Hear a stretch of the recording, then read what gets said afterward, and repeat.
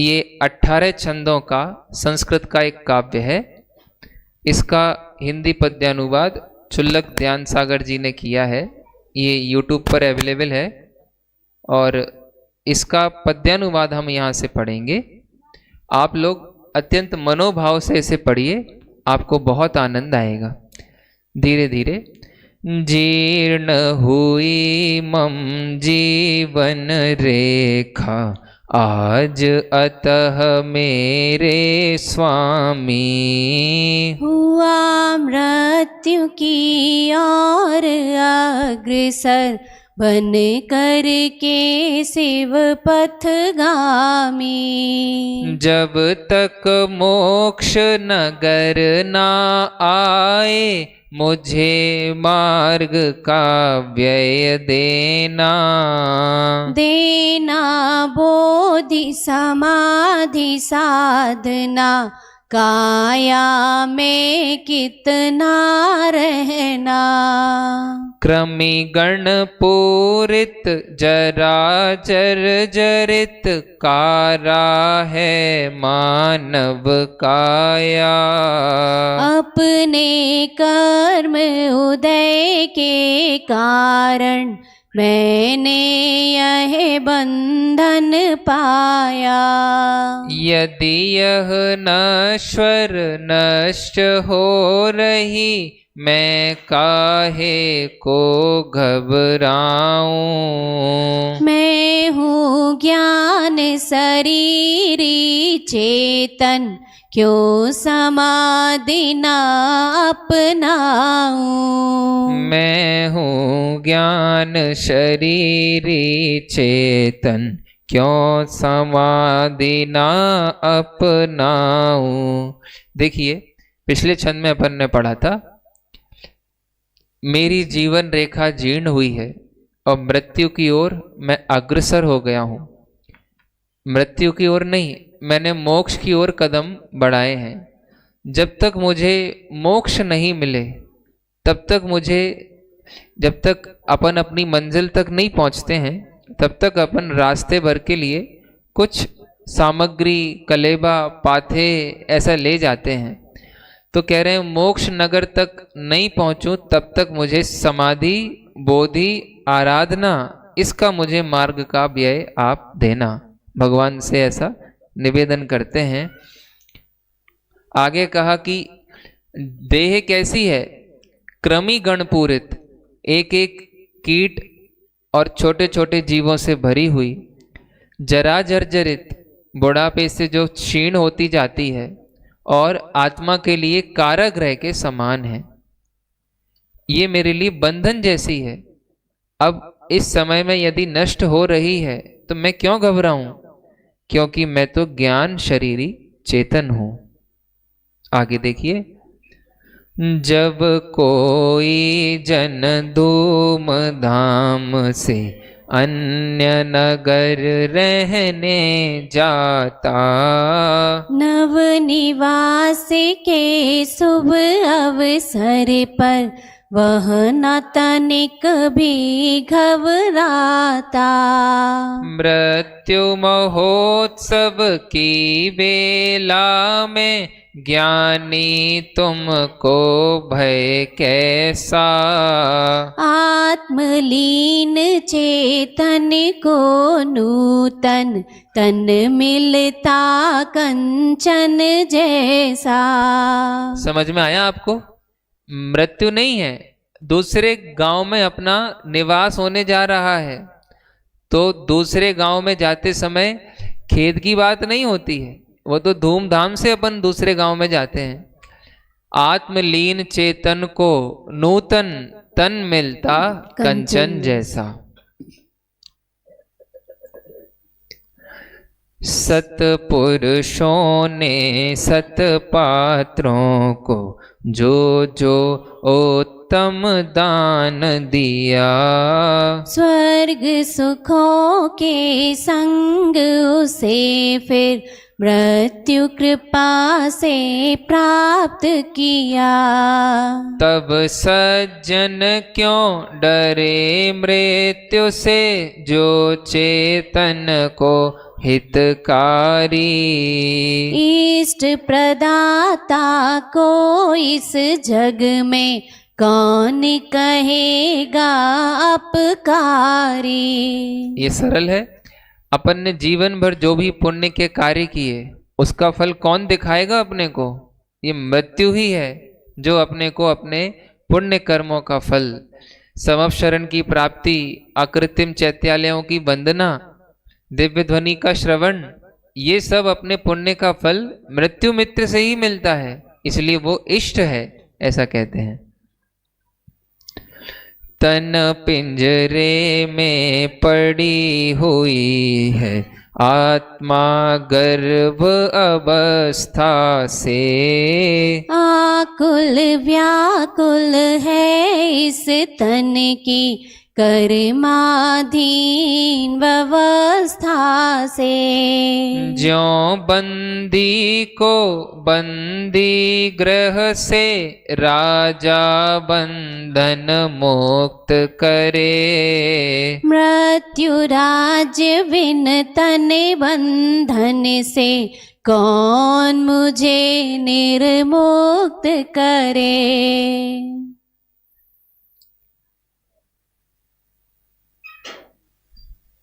नर तन पा नर नर तन करता कारण यह मोही मन है। सब दुखों को देने वाला दुष्ट पिंड यह नर तन है।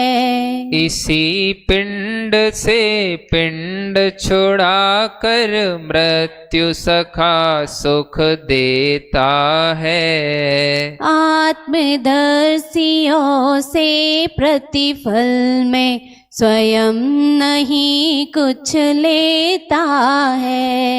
ये पूरी रचना में आप मृत्यु की प्रशंसा सुनेंगे, मृत्यु के गुणानुवाद सुनेंगे। क्यों मृत्यु अच्छी है, कितना अच्छा अपना दोस्त है कि अपने को एक पिंजरे से, अपने कारागृह से निकालकर बिना कुछ लिए अपने को मुक्त कर देता है।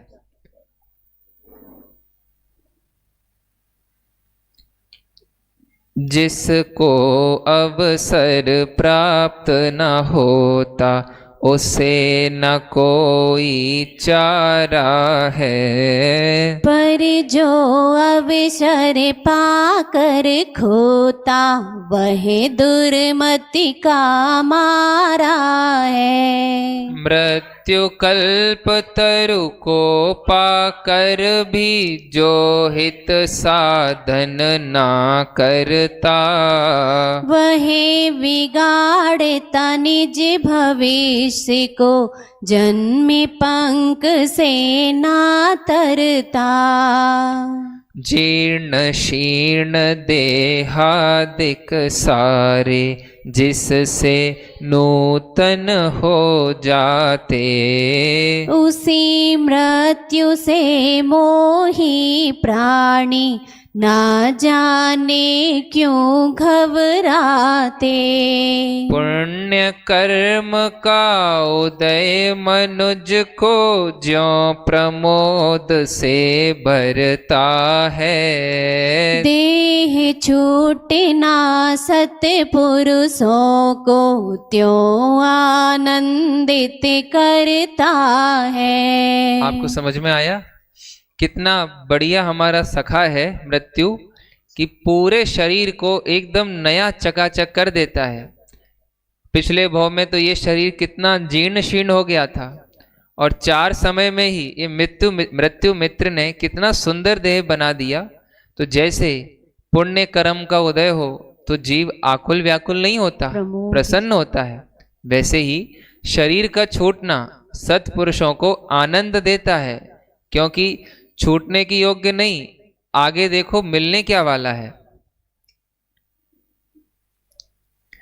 देह निवासी चेतन अपने सुख दुख को देखे जाने और किसी दिन इसी देह से स्वयं निकलने की ठाने। स्वेच्छा से जाने वाला क्या कभी कहीं घबराता है। ना संलेख न धारी नर को यम कंपित कर पाता है। मैं स्वाधीन हूँ, शरीर में रह करके भी स्वाधीन हूँ, अपनी योग्यता से आता हूँ और अपनी योग्यता से ही जाता हूँ। माने मैं शरीर से एकदम स्वतंत्र हूँ। तो जो स्वतंत्र होता है वो किसकी अपेक्षा से डरे। स्वेच्छा से जाने वाला क्या कभी कहीं घबराता है। न सल्लेख न धारी नर को यम कंपित कर पाता है। छोड़ न पाते विषय सुखों को, जब छूटे तब डरते हैं। जो संसारासक्त बने वे डरते डरते मरते हैं। लेकिन ज्ञान विराग निवासी अनासक्त होते जाते। और अंत में हर्षित मन हो मृत्यु महोत्सव को पाते। समझ में आया आपको? कौन डरता है? जो विषय सुखों में आसक्त होता है। और जो ज्ञान वैराग्य के अभ्यासी होते हैं वे बिल्कुल भी नहीं घबराते। पूजा दान पठन शास्त्रों का, जप तप सेवा गुरुजन की। दीन दुखी जीवों पर करुणा विधि है पुण्य उपार्जन की। अपना अर्जित पुण्य देखने जब चेतन तन से जाता। पंचभूत के प्रपंच से तब कोई रोक नहीं पाता। इस छंद को बहुत ध्यान से पढ़ना आप। सुबह पंडित साहब ने कहा था ना कि सारा पुण्य भी निकल जाए और पाप पुण्य भी पाप में परिवर्तित होके आ जाए तो भी हमें कोई चिंता नहीं। देखिए, मृत्यु काल में सत्पुरुषों को जो पीड़ा उठ आती है। कर्म जनित कुछ तीव्र व्याधियां आकुलता उपजाती है। मैं तो मानूं यह पीड़ा ही देह मोह को दूर करे। समता का विसर प्रदान कर शिव सुख से भरपूर करे। आपको समझ में आया? ज्यों घट देता अग्नि परीक्षा, फिर जलधारी बन पाता। मृत्यु परीक्षा देकर ज्ञानी त्यों ही शिवपुर को जाता। शीतलता धारी हो ना हो तो आवश्यक है तपना। मृत्यु ताप से कातर जन को मोक्ष सदा रहता सपना। ओ मृत्यु ताप से कातर जन को मोक्ष सदा रहता सपना। सज्जन और विवेकी मानव पाप पंख से डरते हैं। अतः व्रतों को धारण करके उनका पालन करते हैं। इस उद्यम का जो फल होता उसको वह नर भी पाता।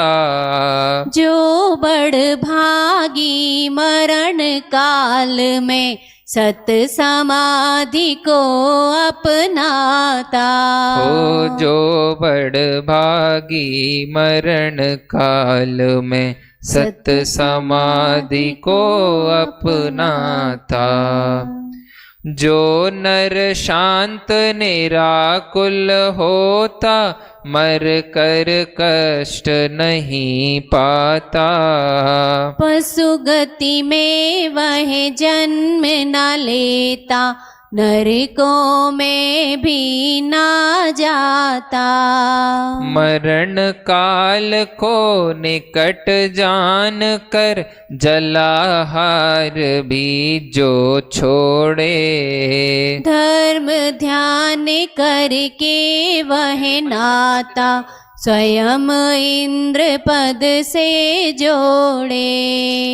तपे हुए तप का जो फल है व्रत पालन का अन्य नहीं। और पढ़ा जो धर्म शास्त्र को उसका फल भी एक वही। ओ सकल धर्म का वह अनुपम फल प्रभुवर ने भव हरण कहा। जीवन मंदिर उच्च शिखर व्रत स्वर्ण कलश सन्मरण महा। ओ जीवन मंदिर उच्च शिखर व्रत स्वर्ण कलश सन्मरण कहा।